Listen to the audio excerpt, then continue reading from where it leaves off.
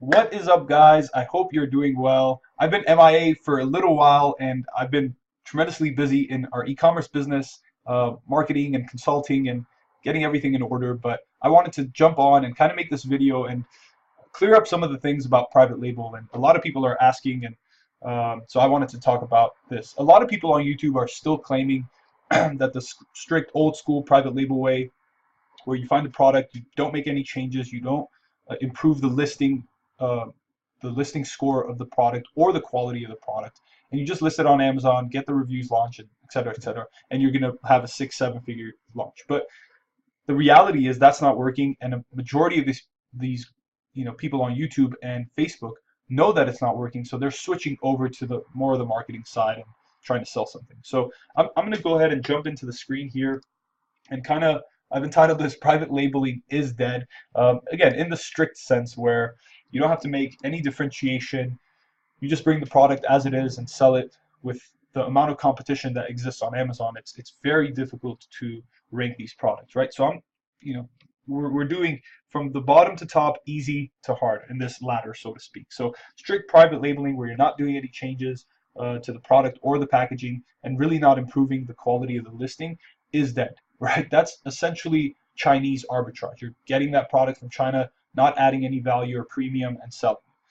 That's what Chinese manufacturers are doing and diluting the marketplace. You guys have to make packaging or product improvements. Packaging improvement could be the design, the efficiency, the improvement of the product packaging. And I'm just thinking of our Apple iPhones, right? I still have my iPhone packaging from home. I have no idea why. It's been over a year that I've gotten the phone, and there hasn't been issues with it. But I still have the packaging because you pull it, it's super thick. You think of value because it's ultra premium.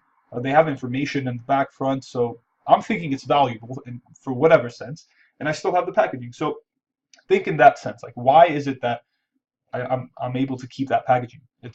There isn't really any intrinsic value to it, but they've sold me on the idea of that subconsciously, I guess. So think of Apple when you guys are doing your improvements to the product and to the packaging. When it comes to the product, bundling, making multi-packs, different colors, different sizes.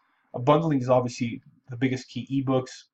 We'll jump into some examples with yoga balls and ATV bags, but an idea of or an example of a perfect competition private label product is yoga balls on Amazon, right? So if you go ahead and look at it here, let's look at the first spot. 1,700 reviews, multiple sizes. You see that he has the colors, he has the bundle, the pump, the ebook, and 44 rank in sports and outdoors. And you go ahead and look at some of the other people. They all have Prime enabled, so it's very difficult to really offer anything else of value here. This is a perfectly competitive niche, right? An example of an imperfect competitive niche is something like ATV bags, where if we look at the first position, you can already see from his title and his first image and the reviews, obviously, that this isn't a very good product. So if we go ahead and open it up, we only see 2 pictures, terrible bullet points. I don't like the pricing structure. The title really doesn't give us the size, the dimensions, the weight. What is this product? Like, yeah, it goes on the back of my ATV, and it's obviously selling, as you can see, right? If we even use Keepa, and we'll see for the entire year, if it loads, that it's been under 70,000 or 60,000 in rank. So that's maybe they've gone out of stock and it's increased in its rank. But even for the majority of the year, this has been under 20,000 in sports and outdoors, and that's around 10 sales a day. So if they're doing 10 sales a day at this listing quality with 2 images, and Amazon's not loading at the moment, but they have 2 pictures, terrible reviews, terrible title, terrible bullet points. This is products that you have to train yourself to go after and to find, and this has a lot of room for improvement. So that's an imperfect competitive private label product, and I'll go ahead and show it here. Again, perfect competition. All of them have FBA enabled, 4+ images on their product. They have bullet points, lengthy description, enhanced brand content. All of them are using sponsored ads. And the competition has a lot of differentiators, right? Differentiation is variation, size, bundling, ebook, color, whatever it is, they've filled that value, so to speak, up. There isn't much you can add as far as value. An imperfect competitive private label niche, some of them don't have prime, poor quality photographs, as we saw with the ATVs. Their bullet points were crap. They don't have paid advertising. They don't have brand content. They don't have bundles. Maybe with the ATV, you can add another accessory to that, an ebook on what you can add in this, or I don't know what else you can do with a ATV guide, whatever it might be, to add more value.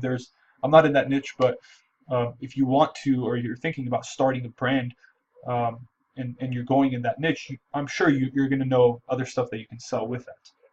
And I have a tip here. If you want to build, well, you should focus on building a brand around imperfectly competitive niches. A lot of people want to start off with yoga this, sports this, and headphones or whatever that might be, that shiny object. But if you go ahead and look at something even as simple as ropes, right? You can add, this is an easy differentiator. You can add a little color where at least it's different than all the other black ropes on Amazon, and it's going to be a little more popping. So if people are scrolling through, they're going to see that red.